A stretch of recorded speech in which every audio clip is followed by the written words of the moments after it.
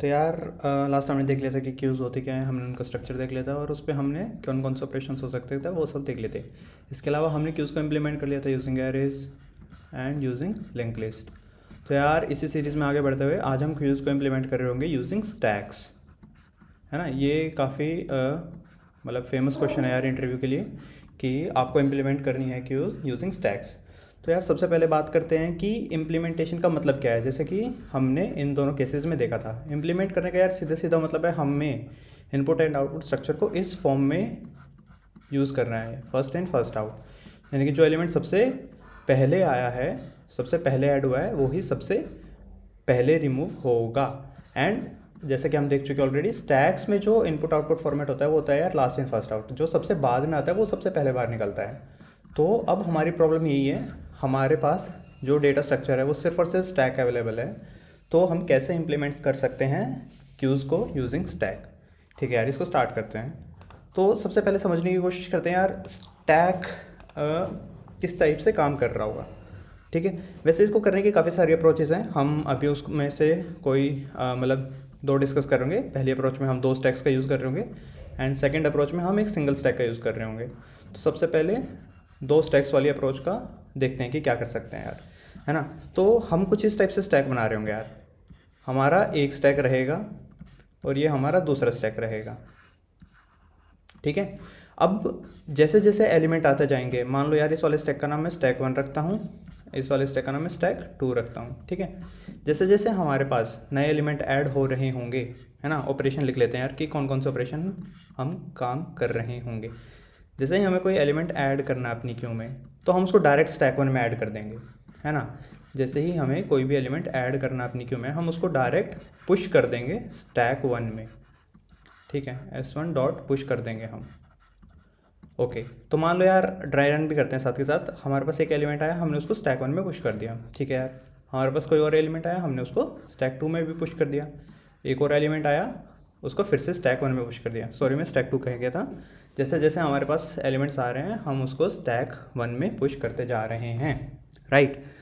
अब यार हम ये इमेजिन करने की कोशिश करते हैं हमारी क्यू दिख कैसे रही है ना।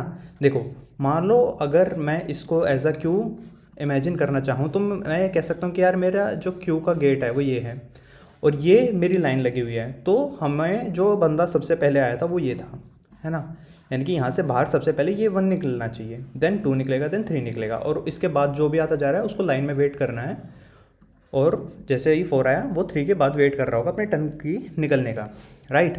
तो हमें ये समझ में आ रहा है यार कि ऐड तो आसान है, जैसे ही हमें ऐड करना होगा हम डायरेक्ट S1 डॉट पुश कर रहे होंगे। लेकिन जब हमें रिमूव करना है, तो जो हमारे स्टैक में सबसे नीचे बैठा हुआ है हमें वो रिमूव करना है किसी तरीके से, राइट। तो हमें समझ में आता है यार हमारी जो क्यू है वो इस टाइप से बनी हुई थी अभी, है ना। जहाँ पे हमारी क्यू का जो फ्रंट है वो ये है, राइट। हमारी क्यू का फ्रंट ये था और हमारी क्यू का जो रियर चल रहा है वो ऊपर आता जा रहा है। जैसे जैसे हम एलिमेंट ऐड करते हैं, हमारी क्यू का रियर ऊपर शिफ्ट होता जा रहा है। ठीक है, तो अब बात करते हैं यार कि हम कैसे इसको एफिशिएंटली रिमूव कर सकते हैं लास्ट वाले एलिमेंट्स को, राइट। तो उसके लिए यार रिमूवल के लिए हम स्टैक 2 का इस्तेमाल कर रहे होंगे। तो अब बात करते हैं यार, जब हमें एलिमेंट्स रिमूव करना है तो हमें क्या करना होगा, है ना। ऐड सिंपल था, जैसे जैसे बंदे आते जाएंगे, जैसे जैसे एलिमेंट्स मिलते जाएंगे, हम उसको स्टैक 1 में पुश करते जाएंगे। अब बात करते हैं रिमूव की। यार देखो, जैसे ही हमें रिमूव करना है ना, हमारे पास स्टैक रहा है, स्टैक की प्रॉपर्टी रहती है वो सिर्फ टॉप को रिमूव करवा सकता है। तो हमें किसी तरीके से ये जो 1 है ये कहीं पे टॉप पे पहुंचाना पड़ेगा, राइट। तो सबसे सरल जो चीज़ हमें दिख रही है यार, ये सारे सारे एलिमेंट्स उठा के अगर मैं स्टैक 2 में डाल दूँ, है ना, यहाँ से एक एक एलिमेंट उठाऊँ उसको स्टैक में 2 में डालता जाऊँ, तो ये 1 ऑटोमेटिकली टॉप पे आ जाएगा। बात सही है, इसको देखते हैं यार एक बार। मान लो मैंने 4 यहाँ से रिमूव किया, 4 सबसे नीचे जाएगा, देन 3 आ जाएगा, राइट, देन 2 आ गया एंड देन 1 आ गया। तो बेसिकली मैंने क्या किया, मैंने अपने स्टैक 1 के सारे एलिमेंट्स उठाए और स्टैक 2 में डाल दिए। तो इस चीज़ को लिखते हैं कि एम्प्टी स्टैक 1, कि भैया स्टैक 1 को खाली करना है and push elements to stack 2, और हर एक एलिमेंट को उठा कर जाओ और स्टैक 2 में डालते जाओ चीज़ों को, राइट। तो अब अपनी क्यू को इमेजिन करने की कोशिश करते हैं यार, हमारी क्यू कैसी दिख रही है इस टाइम पे। अब हमारी क्यू इस टाइप से बन गई है ना। जहाँ पे जो ये टॉप पे बंदा बैठा हुआ है ये हमारा फ्रंट है, राइट। सबसे ऊपर हमारा फ्रंट बैठा हुआ है ना, और लास्ट में नीचे रियर बैठा हुआ है। अब हमें कोई भी एलिमेंट निकालना है तो डायरेक्ट मैं स्टैक 2 से डायरेक्ट पॉप करवा सकता हूँ यार। बात सही है। देखो हमारी क्यू में जब एलिमेंट्स आ रहे थे तो सबसे पहले कौन आया था, यहाँ से फिलहाल ये एलिमेंट्स रिमूव हो चुके हैं, हमने स्टैक 1 को खाली कर दिया है ना, हमने सारे एलिमेंट्स स्टैक 1 से खाली किए और उनको स्टैक 2 में डाल दिया। ठीक है, ओके। हम इमेजिन करने की कोशिश कर रहे हैं यार, जब हमारे पास सबसे पहला एलिमेंट आया था वो कौन सा आया था, वो 1 आया था ना, राइट। हमारे पास जो सबसे पहला एलिमेंट आया था वो 1 आया था। अब हमें जैसे ही कोई भी एलिमेंट रिमूव करना है अपनी क्यू से तो वो 1 रिमूव होना चाहिए, राइट। तो हमने क्या दिमाग लगाया यार, हमने स्टैक 1 के सारे एलिमेंट्स उठा के स्टैक 2 में रख दिए। अब हमको पता है यार, जैसे ही मैं स्टैक 2 से कोई भी एलिमेंट पॉप करूँगा तो वो वही एलिमेंट होगा जो मेरी क्यू में सबसे पहले लगा हुआ होगा। बात सही है। और अगर इमेजिन करने की बात है तो हमारी क्यू इस टाइप से चल रही है यार, है ना, ये इस टाइप से लाइन लगी हुई है। ठीक है यार, अब हम जैसे ही हम अपने स्टैक 1 को एम्प्टी करके स्टैक 2 में डाल चुके हैं, अब हमारे लिए रिमूवल बहुत आसान हो गया है। जैसे ही हमें कोई रिमूव करना है हम डायरेक्ट s2 डॉट पॉप कर देंगे, बात सही है, एलिमेंट रिमूव हो जाएगा, सिंपल है। बात सही है, ठीक है। अब सवाल आता है कि सर मान लो एक और एलिमेंट आ गया हमारे पास, है ना, हमारे पास एक नया एलिमेंट आया, एक नया बंदा हमारी क्यू में लगना चाहता है, तो उसको कहाँ पे लगाएं, है ना। कायदे से हमारी क्यू ये थी, कायदे से हमारी क्यू ये वाली चल रही थी, है ना। तो हमें कायदे से मान लो 5 आना चाहता है तो उसको हमें 5 को यहाँ पे लगाना चाहिए 4 के बाद, राइट। लेकिन हम यहाँ पे लगा नहीं सकते, क्यों, क्योंकि ये स्टैक का बॉटम है, यहाँ पे हम कुछ इंसर्ट नहीं कर सकते। मान लो हमें स्टैक 2 में कुछ डालना होगा तो वो टॉप पे आ जाएगा, बात सही है। तो उसके लिए क्या करेंगे हम यार, जैसे ही एलिमेंट्स ऐड करना है हम उसको दोबारा से स्टैक 1 में ऐड कर रहे होंगे, बात सही है। यानी कि ये वाली जो प्रॉपर्टी थी, ये वाला जो रूल था कि कोई भी एलिमेंट आता जाए उसको स्टैक 1 में डाल दो, वो अभी भी ट्रू है। मान लो हमारे पास 5 आया तो वो 5 यहाँ पे आ गया, ठीक है। अब 6 भी आया, 6 भी यहाँ पे आएगा।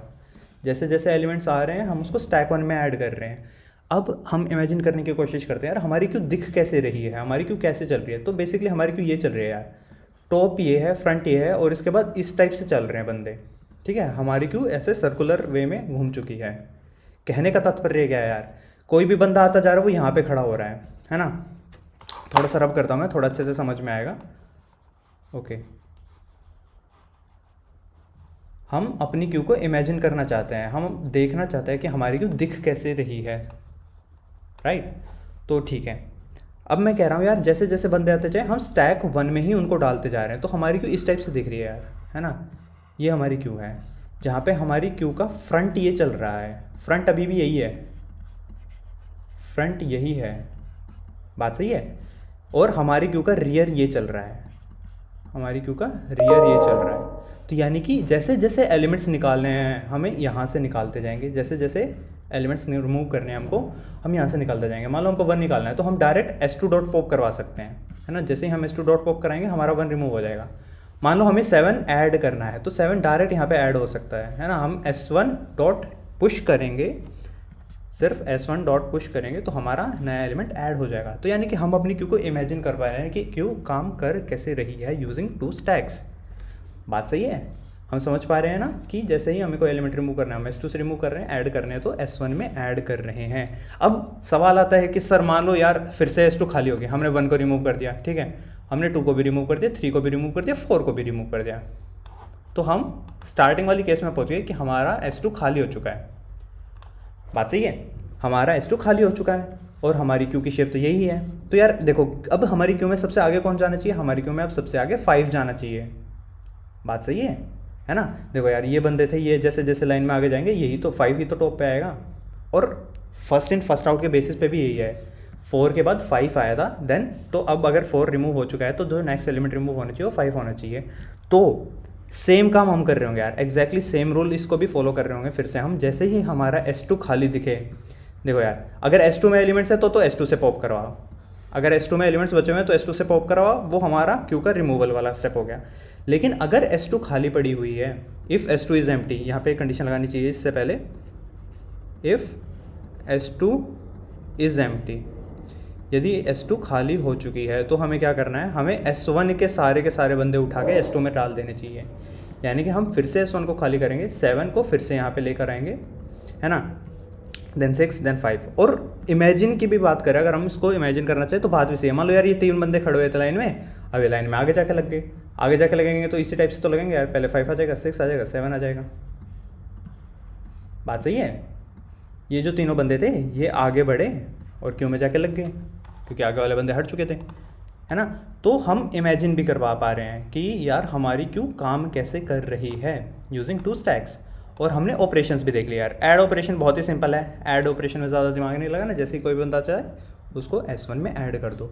रिमूवल के लिए हम क्या कर रहे हैं यार, रिमूवल के लिए हम पहले तो S2 से रिमूव करने की कोशिश करेंगे। अगर S2 में कोई बंदा है, मान लो यार जो नेक्स्ट बंदा रिमूव होगा वो 5 ही तो होगा, है ना। अगर S2 में कोई भी बंदा है तो उसमें से रिमूव करो, कोई इश्यू नहीं है। लेकिन यदि S2 खाली है, इफ़ S2 इज़ एम्प्टी, तो S1 के सारे बंदों को S2 में शिफ्ट कर दो। बात सही है। तो इस तरीके से यार हम अपना ऐड और रिमूव ऑपरेशन कर रहे होंगे। आई होप आप लोगों को समझ में आ रहा होगा कि यार क्यू एग्जैक्टली दिख कैसे रही है ना, कैसे हम इम्प्लीमेंट कर रहे हैं क्यू को यूजिंग 2 स्टैक्स। ओके यार, ग्रेट। ये बात तो हो गई ऐड और रिमूव की। अब बात करते हैं यार, एक इंपॉर्टेंट फंक्शन और रहता है हमारे में, इज़ एम्प्टी, कि भैया हमारा क्यू जो है वो खाली है या नहीं। तो हम कैसे बताएंगे यार हमारी क्यू में कोई एलिमेंट नहीं है।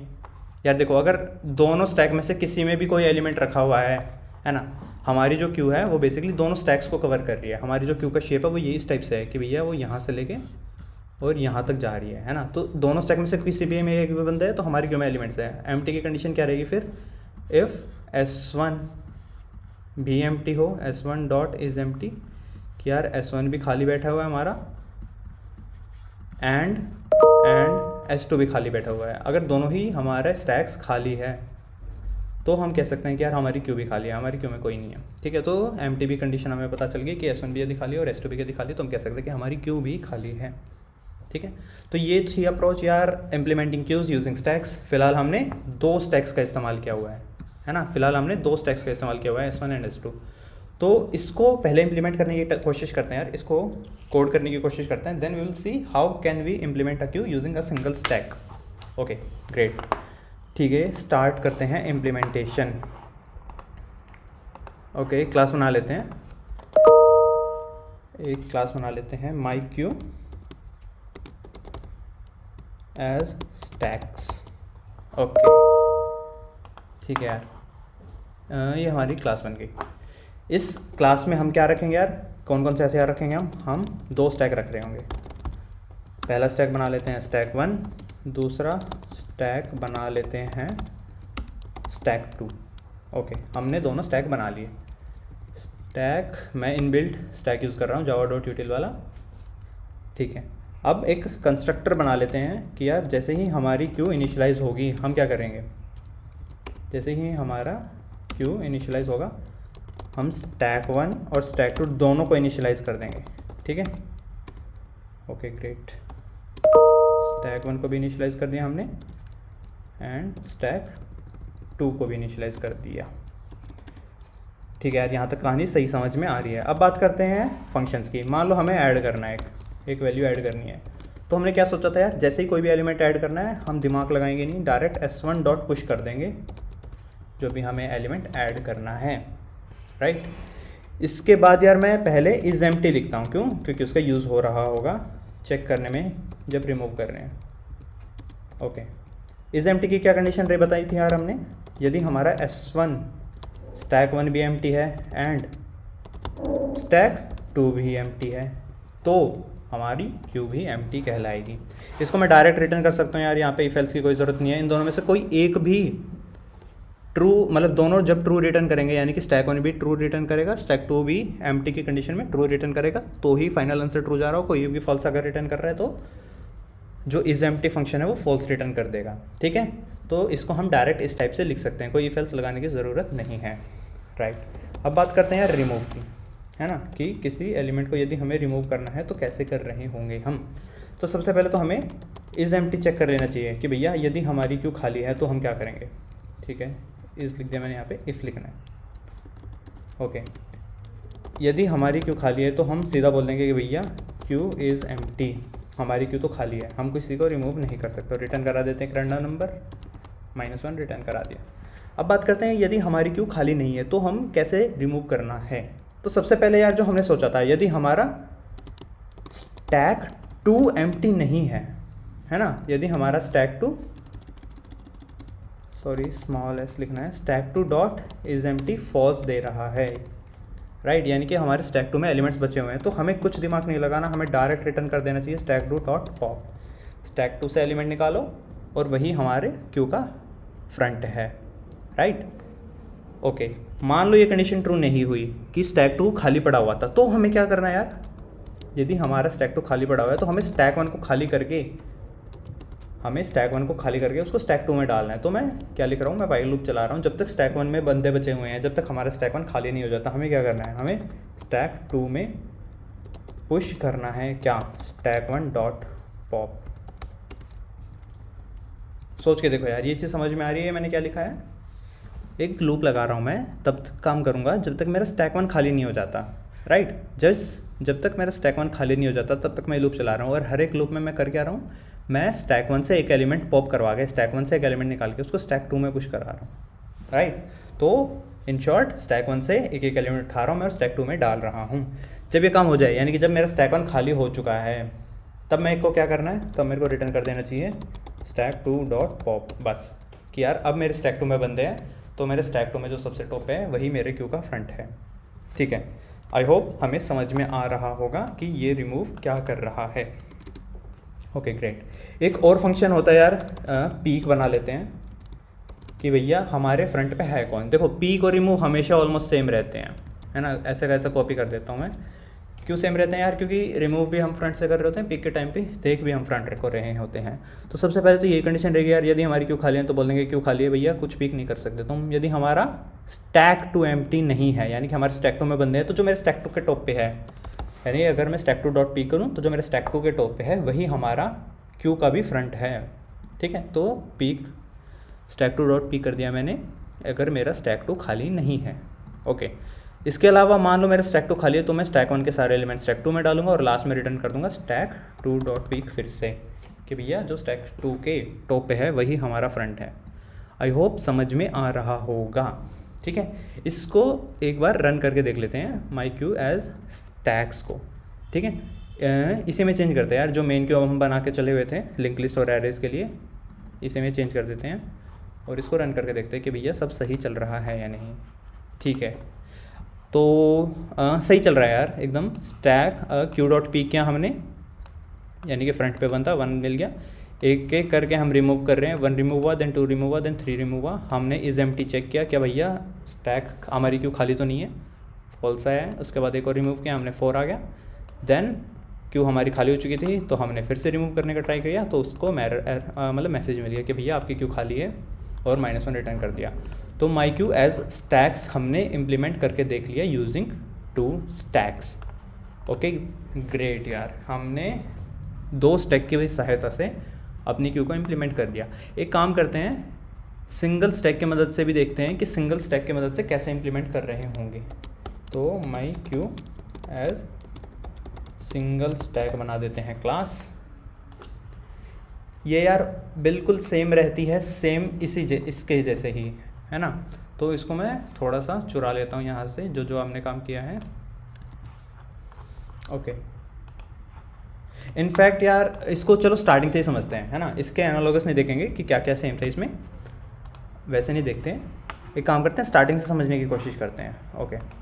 तो हमें 2 स्टैक का फंडा समझ में आ रहा है यार कि अगर हमारे पास 2 स्टैक है तो कैसे हम ऐड और रिमूव कर सकते हैं, राइट।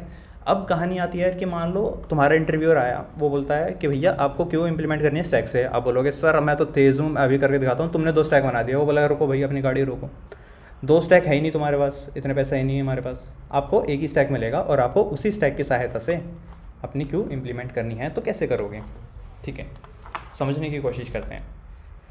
तो हमारे पास फ़िलहाल यार एक ही स्टैक था, ये रहा हमारा एक छोटा सा स्टैक। एलिमेंट्स आते जा रहे हैं, हम उसको स्टैक 1 में डालेंगे तो ऐड एग्जैक्टली सेम रहेगा। अब हमारे पास क्यों एक ही स्टैक है, तो लेट्स कॉल इट एस। तो जैसे ही हमें कोई एलिमेंट अपनी क्यू में ऐड करना है तो हम क्या करेंगे, हम एस डॉट पुश कर रहे होंगे, जैसे जैसे एलिमेंट आता जाए उसको अपने स्टैक में डाल दो यार। बात सही है, ठीक है। तो हमारी क्यू में 1 आया, 1 ऐड कर दिया, हमारी क्यू में 2 खड़ा हुआ, 2 ऐड कर दिया, 3 आया, 3 ऐड कर दिया, ठीक है। हम क्यू को इमेजिन कर पा रहे हैं कि हमारी क्यू इस टाइप से चल रही है यार, है ना। जो यहाँ पे सबसे बॉटम है वो हमारी क्यू का फ्रंट है, जो हमारी क्यू में सबसे लास्ट में यानी कि हमारे स्टैक में जो टॉप है वो हमारे क्यू का रियर है। हमें समझ में आ रहा है, ठीक है। ये हमारी क्यू हो गई। ऐड करना बहुत आसान है, कोई भी एलिमेंट आए उसको टॉप पे ऐड कर दो। हम S1 मतलब स्टैक डॉट पुश करेंगे, हमारे क्यू में एलिमेंट ऐड हो गया, राइट। बात आती है रिमूव की, है ना, रिमूव करना है। बहुत ही सिंपल है यार। रिमूव में हमने ऑलरेडी देख चुका है, रिमूव में ये वाला बंदा निकलेगा, यानी कि हमारे स्टैक के लास्ट वाले बंदे को हमें किसी तरीके से रिमूव करना है। अब लेकिन कंडीशन ये है यार, हमारे पास और कोई ऑक्सिलरी टेम्परेरी मेमोरी नहीं है, कोई स्टोरेज नहीं है जहाँ पे हम एलिमेंट्स को निकाल के रख सकें, है ना। यार एग्जैक्टली सेम काम हमने 2-3 क्वेश्चंस में देखा था जब हम स्टैक पढ़ रहे थे, है ना, कि हमें स्टैक में नीचे जाना है लेकिन हमें ऊपर वाले एलिमेंट्स कहीं पे स्टोर करने के लिए स्पेस नहीं दे रखा, तो हम क्या करते हैं। तो यार इस कंडीशन में आंख बंद करके हम बोल सकते हैं कि यार हम फंक्शन स्टैक को यूज़ कर रहे होंगे। बेसिकली जो फंक्शन कॉल्स होती हैं उसमें जो मेमोरी एलोकेट होती है फंक्शंस को, उसका इस्तेमाल कर रहे होंगे हम, राइट। स्टैक के हमने 2-3 क्वेश्चन देख लिए थे इस ऐसे बात सही है, जैसे स्टैक रिवर्स करने वाला, स्टैक को सॉर्ट करने वाला, ये सारे क्वेश्चन देख लेते हैं हमने स्टैक के टाइम पे। बेसिकली हमें रिकर्शन कॉल करनी है। हम रिकर्शन को बोलेंगे कि यार लास्ट वाला एलिमेंट रिमूव करके ले आओ, ठीक है। कहने का तात्पर्य क्या है यार, रिमूव फंक्शन की बात करते हैं। मैं रिमूव फंक्शन को थोड़ा सा जूम आउट करता हूँ कि क्या हो रहा होगा। मान लो यार एक सिंपल एग्जांपल लेके देखते हैं। हमारे स्टैक में 3 बंदे बैठे हुए थे, 1, 2 एंड 3, ठीक है। मेरे को बोलना है कि यार इस स्टैक का लास्ट वाला बंदा रिमूव कर दो, यानी कि मुझे इससे ये स्टैक चाहिए। अब मैं अपने फंक्शंस को ये वाला इनपुट दूंगा और मुझे आउटपुट में ये चाहिए, है ना। तो ही मेरे क्यू से रिमूव हो रहा होगा एलिमेंट, राइट। मेरे क्यू का फ्रंट कौन सा था यार, मेरे क्यू का फ्रंट लास्ट वाला बंदा बैठा था ना, तो मुझे किसी तरीके से वो रिमूव करना है। तो मैं कैसे कर रहा हूँ, है ना, मेरी प्रॉब्लम यहाँ पे आ गई है अब रिमूव वाले के लिए। तो मैं फंक्शन कॉल करूँगा यार, मैं ये फंक्शन का स्टैक बना रहा हूँ अब यहाँ पे, ठीक है। ये मेरा function stack, okay. Function calls को दिखाने के लिए मैं इस हर एक स्टैक के एलिमेंट्स में 2 चीज़ें बनाता हूँ। पहला बनाऊंगा कि स्टैक की स्टेट क्या है ना यार। देखो जिस स्टैक पे हम काम कर रहे हैं वो बेसिकली शेयर्ड होगा हर एक फंक्शन कॉल में। हर एक फंक्शन कॉल उस वाले स्टैक पे ही ऑपरेशन कर रही होगी, राइट। तो यहाँ पे मैं स्टैक की स्टेट रखूँगा। स्टेट का मतलब है मैं उसका टॉप दिखा रहा हूँ। फॉर एग्जाम्पल मान लो मैं इस वाले स्टैक के लिए कॉल कर रहा हूँ रिमूव वाले फंक्शन को, तो मेरे स्टैक के टॉप पे कौन है यार, फिलहाल मेरे स्टैक के टॉप पे 3 है ना। इस वाले स्टैक के टॉप पे 3 है। अब रिकर्शन कॉल होगी। रिकर्शन कॉल में हम क्या कर रहे होंगे यार, देखो सबसे पहली बात बेस केस देखते हैं। मान लो मेरे स्टैक में एक ही बंदा था, मेरे स्टैक में एक सिंगल एलिमेंट था। तो कहने का मतलब क्या है, मेरी क्यू में भी सिंगल एलिमेंट है। तो जब मेरी स्टैक में सिंगल एलिमेंट है और मुझे उसको रिमूव करना है, तो मैं क्या करूँगा, मैं डायरेक्ट इस एलिमेंट को ही रिमूव कर सकता हूँ ना। मैं डायरेक्ट इसको रिमूव करूँगा और रिटर्न कर दूँगा। बात सही है।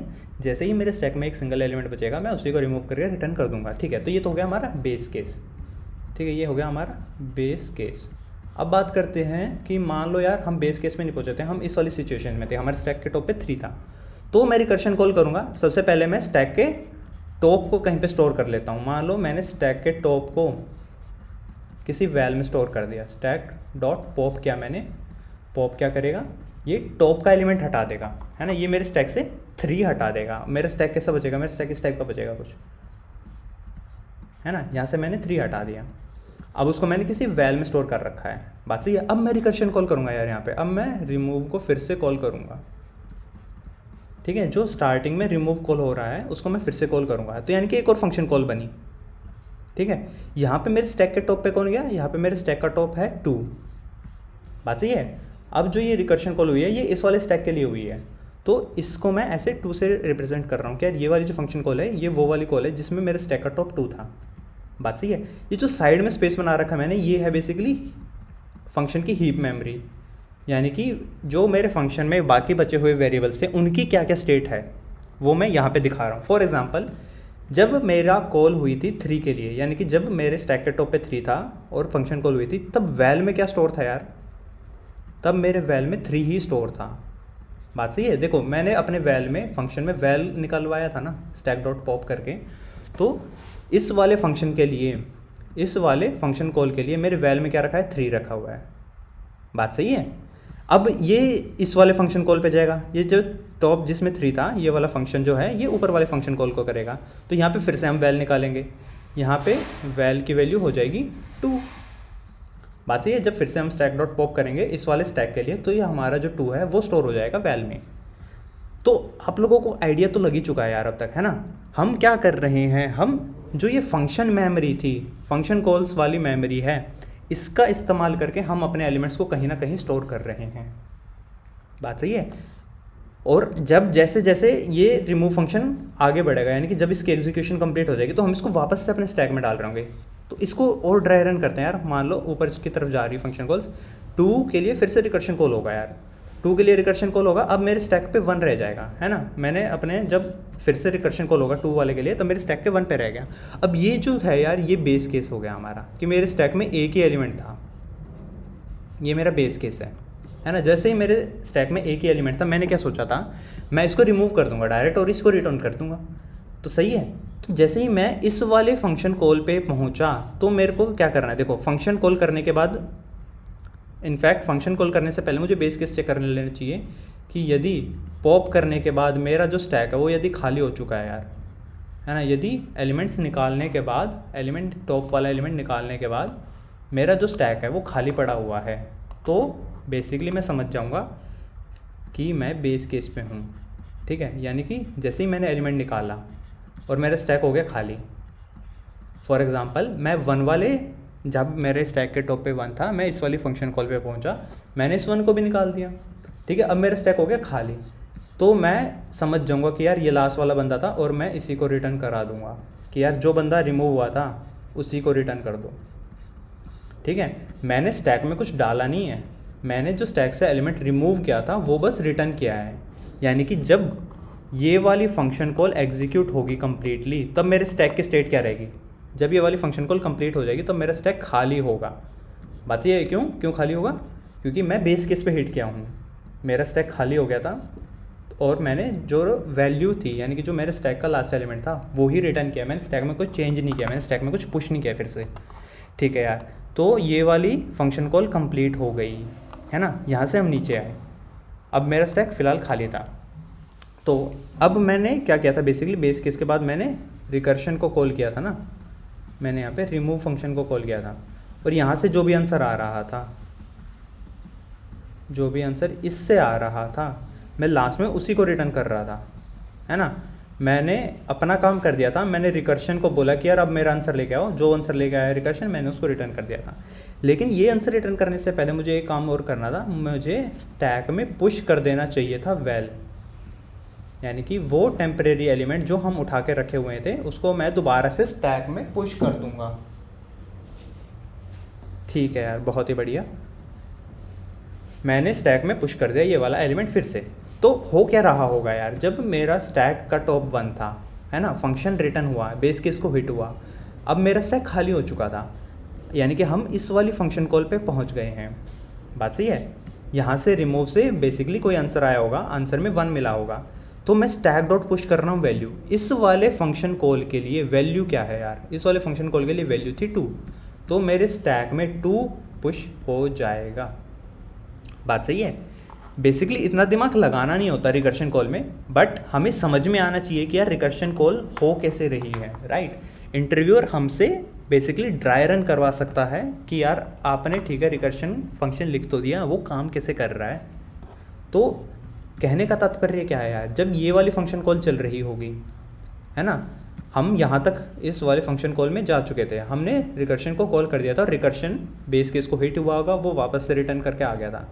इसके बाद मैंने अपने स्टैक में वापस से पुश कर दी थी वैल, ठीक है, मेरे स्टैक में 2 आ गया, और मैंने क्या आंसर रिटर्न किया यार, यहाँ से भी वही जो रिकर्शन ने मुझे ला के दिया था, यानी कि ये वाली फंक्शन भी कंप्लीट हो गया, ये वाला एग्जीक्यूशन भी कंप्लीट हो गया, ठीक है। ये फंक्शन कॉल्स की बात हो रही है यार यहाँ पे, कि कौन सा फंक्शन कॉल मुझे क्या रिटर्न कर रहा है और कौन सा फंक्शन कॉल स्टैक में क्या क्या चेंज कर रहा है। अब हम पहुँचते हैं इस वाली फंक्शन कॉल पे यार, है ना। इस वाली फंक्शन कॉल के लिए भी हम इसी लाइन से रिकर्शन में गए थे, तो यहाँ पे आंसर में फिर से वही 1 मिल रहा होगा हमें। देन स्टैक डॉट पुश कर रहे हैं हम फिर से वैल। इस फंक्शन कॉल के लिए वैल क्या है, इस फंक्शन कॉल के लिए वैल है 3, तो यानी कि स्टैक में 3 पुश हो जाएगा, राइट। हमारे स्टैक में अब 3 पुश हो गया, और फिर से मैंने रिटर्न कर दिया वही आंसर जो मुझे रिकर्शन से मिला था, यानी कि हम 1 रिटर्न कर रहे हैं हर एक फंक्शन कॉल में। जैसे जैसे फंक्शन कॉल कंप्लीट होती जा रही है, हम वो आंसर रिटर्न कर रहे हैं यार जो हमें रिकर्शन से मिल रहा है ना। हम उसमें कुछ छेड़छाड़ नहीं कर रहे, लेकिन हम अपने हर एक फंक्शन कॉल से रिटर्न होने के बाद हम अपने स्टैक में चेंज कर रहे हैं, राइट। तो यानी कि जैसे ही ये वाली फंक्शन कॉल भी कंप्लीट होगी, हमारा बेसिकली जो रिमूव फंक्शन है वो कंप्लीट हो जाएगा, हमें आंसर मिल जाएगा कि यार हमारा एलिमेंट जो रिमूव हुआ वो कौन सा था, बेसिकली वो 1 था। हमारे स्टैक की स्टेट भी चेंज हो चुकी है, हमने अपने स्टैक से लास्ट वाला एलिमेंट उठा के रिमूव कर दिया, बाकी सारे के सारे एलिमेंट वैसे के वैसे रखे हुए हैं, है ना। यार मैं समझ सकता हूँ थोड़ा सा प्रोसेस करने में मतलब कॉम्प्लेक्स लग रहा होगा, लेकिन जब इसको लिखते हैं तो वो बहुत ही सिंपल रहता है ना। बेसिकली ये जो स्टेप्स रखे हुए थे मैंने, यही हमारा रिमूव फंक्शन है। हम बस चेक कर रहे होंगे क्या हम लास्ट एलिमेंट पे बैठे हुए हैं, अगर हम लास्ट एलिमेंट पे बैठे हुए हैं तो डायरेक्ट उसी को रिटर्न कर दो, अन्यथा रिकर्शन कॉल करो और अपने जो तुमने वैल्यू निकाली थी, जो तुमने स्टैक डॉट पॉप किया था, उसको दोबारा से पुश कर दो, जो रिकर्शन से आंसर आया उसी को रिटर्न कर दो, है ना। स्टेप्स आई होप क्लियर होंगे। अगर ज़रा सा भी डाउट है तो इसको खुद से ट्राई रन करके देखो, जब तक खुद से ट्राई रन करोगे तब तक थोड़ा थोड़ा समझ नहीं आएगा, ठीक है। तो हमें ऐड और रिमूव दोनों देख लिया यार कि सिंगल स्टैक के साथ हम ऐड और रिमूव कैसे कर सकते हैं, ठीक है। इसको इम्प्लीमेंट करते हैं यार, अब इसको लिखने की कोशिश करते हैं, है ना। हमने एक क्लास बना ली थी MyQS सिंगल स्टैक, इसमें मैं एक स्टैक बना लेता हूँ जल्दी से, इंटीजर टाइप का एक सिंगल स्टैक रहेगा ये हमारा। ओके, कंस्ट्रक्टर बना लेते हैं भैया MyQS सिंगल स्टैक, ये रहा हमारा कंस्ट्रक्टर। कंस्ट्रक्टर में हम बस अपने स्टैक को इनिशियलाइज कर रहे हैं। ओके, हमने अपने स्टैक को इनिशियलाइज कर दिया। बात करते हैं ऐड की, कि यार हमें अपनी क्यू में कोई एलिमेंट ऐड करना है, तो कैसे कर रहे होंगे हम? कुछ नहीं कर रहे होंगे, ऐड बहुत ही सिंपल है, स्टैक में पुश कर दो वैल जो हमें मिल रही है ऊपर से, यही हमारे क्यू में भी ऐड हो रहा होगा, ठीक है। इंट वैल लिखना था। ओके ग्रेट, ऐड की बात हो गई है। रिमूव से पहले मैं इज़ एम्प्टी लिख के देखता हूँ कि मान लो मेरे को पता करना है कि भैया मेरी क्यू एम्प्टी है या नहीं, तो कैसे पता करेंगे? अभी हमारे पास क्योंकि सिंगल स्टैक है तो हम बस stack dot is empty return कर देते हैं यार, कि यदि मेरा स्टैक एम्प्टी है तो मेरी क्यू भी एम्प्टी है। ओके, अब आती है मेन कहानी रिमूव वाली, कि मान लो हमें अपने स्टैक से या फिर अपनी क्यू से एलिमेंट रिमूव करना है, तो कैसे रिमूव करेंगे? सबसे पहले तो सेम यार बेसिक्स चेक, सबसे पहले हम चेक कर लेते हैं हमारा क्यू खाली है, तो हम बोल देंगे कि यार भैया हमारी क्यू तो खाली है, सॉरी क्यू इज़ एम्प्टी। हम किसी को रिमूव नहीं कर सकते, एक टेम्प्रेरी वैल्यू रिटर्न कर देते हैं। अगर हमारी क्यू एम्प्टी नहीं है तो हम क्या कर रहे होंगे? तो सबसे पहले एक वैल बना लेते हैं जिसमें हमें स्टैक डॉट पॉप रख रहा हूँ, है ना। इसको मैंने संभाल के रख लिया कि भैया वैल नाम के वेरिएबल में हमने अपने स्टैक का टॉप रख लिया। अब मेरे को चेक करना है कि यदि हमारा स्टैक अब खाली हो चुका है, यदि मेरा स्टैक अब खाली हो चुका है तो डायरेक्ट रिटर्न कर दो यार वैल, है ना। क्यों? क्योंकि हम बेस केस पे पहुंच चुके हैं यार। हमारी क्यू में एक ही एलिमेंट बचा हुआ था, हमने उसको निकाला, हमारी क्यू हो गई खाली, तो उसी को एलिमेंट को हमने रिटर्न कर दिया, ठीक है। यहाँ तक कहानी सिंपल थी।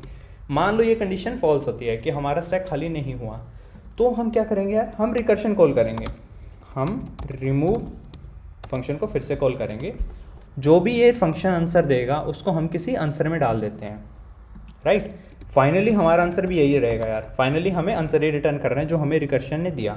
लेकिन वो रिटर्न करने से पहले मैं अपने स्टैक में वापस से पुश करूँगा उस वैल्यू को जो मैंने निकाल के रखी हुई थी साइड में, ठीक है। मैं अपने स्टैक में फिर से पुश कर रहा हूँ वैल, क्यों? क्योंकि यार देखो मैंने ये निकाल ली थी और ये बेस केस को हिट नहीं हुआ, तो मुझे उसे वापस डालना है ना, है ना। जैसे मेरे स्टैक में हमने अभी देखा, मेरे स्टैक में यहाँ पे 2 भी निकला था, 3 भी निकला था, लेकिन ये हमें फाइनली नहीं निकालना है ना, जो लास्ट में हमें आंसर चाहिए उसमें तो हमें दोनों चाहिए।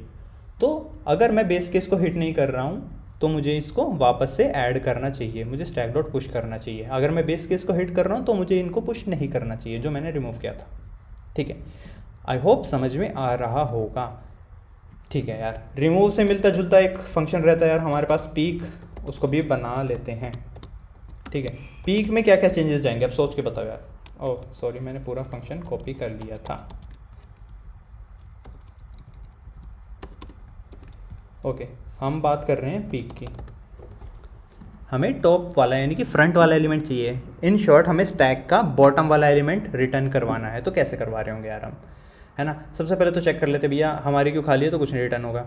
हमने एलिमेंट पॉप करवाया है ना, हमने एलिमेंट पॉप करवाया, हमने देखा कि भैया हमारा स्टैक हो गया खाली।